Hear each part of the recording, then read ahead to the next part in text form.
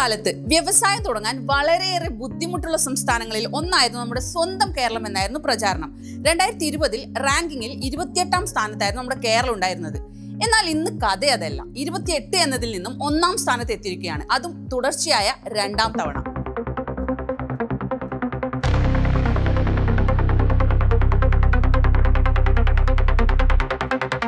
ആദ്യമുണ്ടായ 28ൽ നിന്നും ആദ്യം 15ലേക്കും പിന്നീട് 1ലേക്കും എത്തി.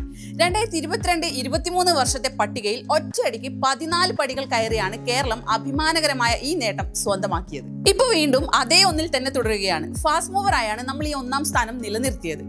എന്താണ് ഈ മാജിക്കിന് പിന്നിൽ എന്നറിയണ്ടേ? പറയാം. നിർദ്ദേശിച്ച 434 പരിഷ്കാരങ്ങളിൽ 430 എണ്ണവും നമ്മൾ നടപ്പാക്കി. അതായത് 99.3% പരിഷ്കാരങ്ങൾ. എടുത്തു പറയേണ്ട ചില കാര്യങ്ങൾ ഇതാ. 27 പൊതുമേഖലാ സ്ഥാപനങ്ങൾ ലാഭത്തിലാക്കി. വിറ്റുവരവ് 2440 കോടി കടന്നു. കേന്ദ്രം വിൽക്കാൻ വെച്ച ചില സ്ഥാപനങ്ങൾ പോലും നമ്മൾ ഏറ്റെടുത്ത് പുതിയ വ്യവസായങ്ങൾ തുടങ്ങി. കൊച്ചി ബംഗളൂരു വ്യവസായ ഇടനാഴി, വിഴിഞ്ഞം തുറമുഖം രാജ്യത്തിന്റെ വികസനത്തിന് തന്നെ ഒരു പുതിയ കവാടം തുറന്നു. സംരംഭക വർഷം പദ്ധതിയിലൂടെ വെറും 2 വർഷത്തിനുള്ളിൽ 2.75 ലക്ഷം പുതിയ സംരംഭങ്ങൾ തുടങ്ങി. 16,000 കോടിയുടെ നിക്ഷേപവും 5.5 ലക്ഷം പുതിയ തൊഴിലവസരങ്ങളും സൃഷ്ടിച്ചു. ഇതൊക്കെ റെക്കോർഡ് നേട്ടങ്ങളാണ് കേട്ടോ. മീറ്റ് ദി ഇൻവെസ്റ്റർ പരിപാടിയിലൂടെ 11,000 കോടിയുടെ നിക്ഷേപം ആകർഷിച്ചു. മെഗാ ഫുഡ് പാർക്കുകൾ, സ്പൈസസ് പാർക്ക്, പെട്രോ കെമിക്കൽ പാർക്കുകൾ എന്നിവയെല്ലാം യാഥാർത്ഥ്യമാവുകയാണ്.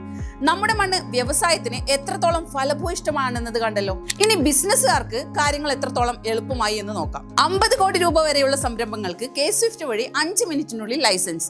ഇനി 50 കോടിക്ക് മുകളിലുള്ളവയാണെങ്കിൽ വെറും 7 ദിവസത്തിനുള്ളിൽ.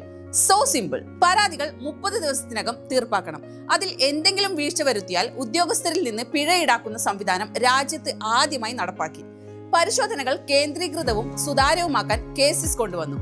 പൊതുമേഖല ലാഭത്തിലാക്കാൻ മാസ്റ്റർ പ്ലാനുകൾ കൊണ്ടുവന്നു. വ്യവസായം തുടങ്ങാനുള്ള ഒരു സ്പേസിൽ എവിടെയും ഇല്ലാതിരുന്ന ഒരു സംസ്ഥാനത്ത് നിന്ന് രാജ്യത്തെ പ്രധാന വ്യവസായ ഭൂമികയായി നമ്മൾ മാറി 1ാം സ്ഥാനത്തെത്തി. ഇന്നത്തെ സാഹചര്യത്തിൽ വ്യവസായ മുന്നേറ്റത്തിന് തടസ്സമാകുന്ന ചില പഴയ ചട്ടങ്ങളും തീരുമാനങ്ങളും ഭേദഗതി ചെയ്യാനുള്ള തീരുമാനങ്ങളും സർക്കാർ കൈക്കൊണ്ടു. കേരളത്തിലെ സർക്കാരിന്റെ ഇച്ഛാശക്തിയും കാഴ്ചപ്പാടും കഠിനാധ്വാനവുമാണ് ഈ നേട്ടങ്ങൾക്ക് പിന്നിൽ. കേരളം കുതിക്കുകയാണ്.